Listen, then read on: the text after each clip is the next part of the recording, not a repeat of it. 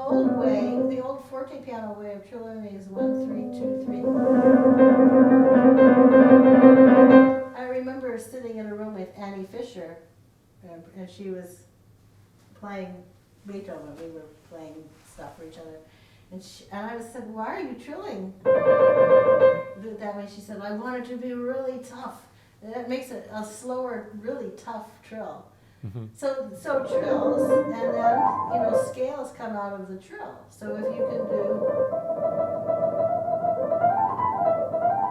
and what the scale has that, you can have this in a trill. For instance, if you want, you can teach turning this way. The faster the trill gets, the smaller the turning gets. But if you look at it, you can see there's a little wobble here. It never gets this way.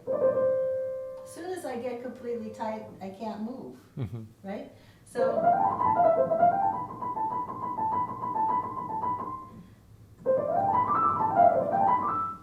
So the older I get, the more I use what I would call, for lack of a better word, Liszt's alternative fingerings. Because he used to teach all of these things. And, if you look at his fingerings, the few that there are, first they look like, wow, why are they like that? Is it because his hand was bigger? It's because, or he was like, I think it's because he was more of an explorer, and they actually work very well. And the same for Chopin. If you look at, I prefer actually the Macaulay edition because it has more messages from Chopin, even though some of the notes are wrong. So you could go to Paderewski. But I see these strange fingerings, and I used to think, what was wrong with these people? But then now I think like this. So he loved these backwards. So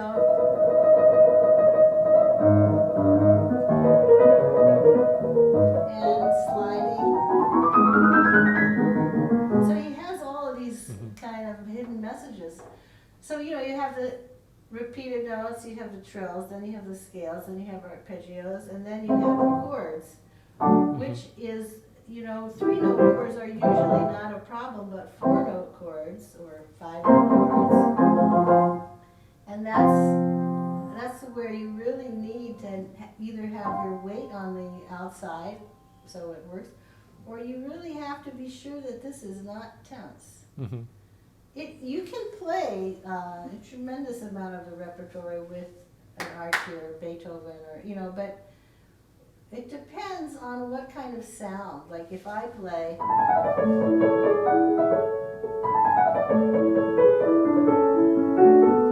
so now I have my little basket here.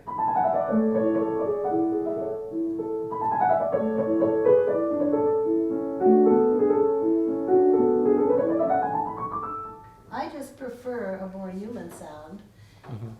It feels better. The other thing is these kinds of physical emotions in relation to human emotion, I think are more reflective of human beings and more organically rubato, and it crosses the barrier. The other thing is that, okay, so let's say your arm length from here to here is approximately the same from the length of the key to where the hammer hits the string. So if you go through this part, like, it sounds terrible as you don't have control over the sound. So again, here, in many ways, this is the hardest by far, the etude, because it's a combination of turning, pivot finger, and legato if you want it. So the weight transfer is very hard there. Can you talk a little bit? You just touched on something that it's prevalent in a lot of the etudes, which is the pivot finger. Can you talk a little bit about that? I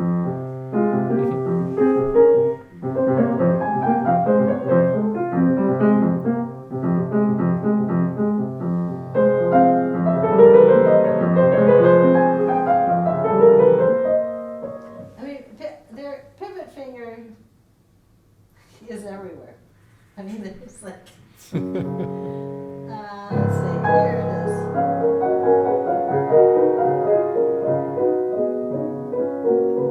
So sometimes you leave it to slide.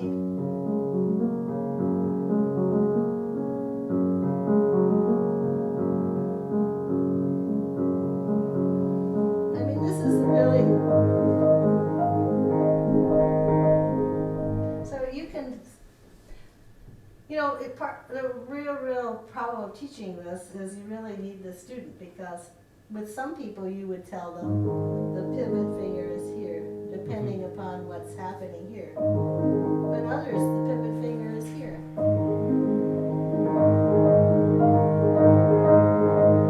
But the more you slide, so I'm still pivoting, but I'm not using so much arm.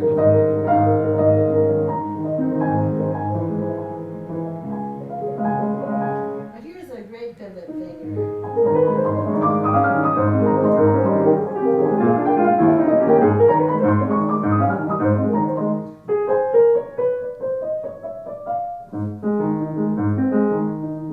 So this is the hand pedal coming in here.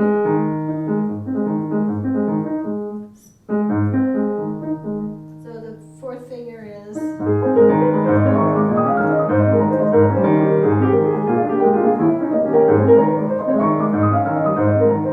how that works? But I think the bottom line on this is that it all has to be loose. Mm-hmm. And kind of let your arm follow your hand, and your hand follow your arm. Well, But be I mean, be loose here. Yeah. How I say it is, I mean, I don't know if this is true because I read it in a book. Well, actually, I was thinking that I was going to write some of this stuff down. When I was in Bloomington studying with Shemai, I had a long series, maybe like a month-long series of every night I would go to bed, and I had a conversation with Liszt. And it got to be a kind of a thing. I would go to school and I would see Shemai. He says, "What did Liszt have to say last night?" And I would say, and he would say, well, that's interesting. Let's have to try that out. But yeah, so one of the things was I had a really long conversation about this, but I also read it in a book of one of his students' comments that he said the hand started here. Mm-hmm.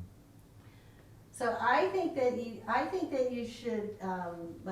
My preference is, in any case, I never talk about energy traveling this way, because it doesn't really travel this way any more than when you walk from your feet up.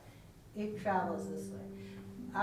So you can see that I sit on the low side, although I don't have to sit on the low side, but I usually set people up on the low side so that what we call a dancer's port bras, shoulders can remain down, and it's really easy to feel the weight here, and it's very easy for the key to go up and down with the hand being loose, and go from there. So, then you say, well, how can people wiggle their fingers? Let's say, how do you teach finger independence? So, you could teach it this way. The idea that you have to spend hours and hours of, doing that. Mm-hmm. If somebody has to do that, then there must be something wrong with them. Because most people can do this. Fingers are developed. So it's the patterns. That's why,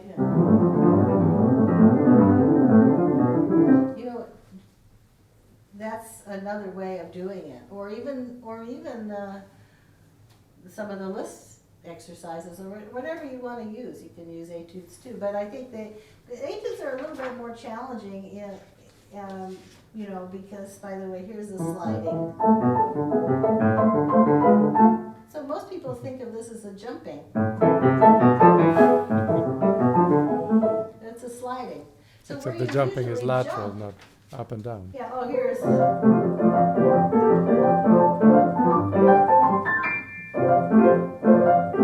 So here's a trill with a pivot finger. Mhm. So here's. Right?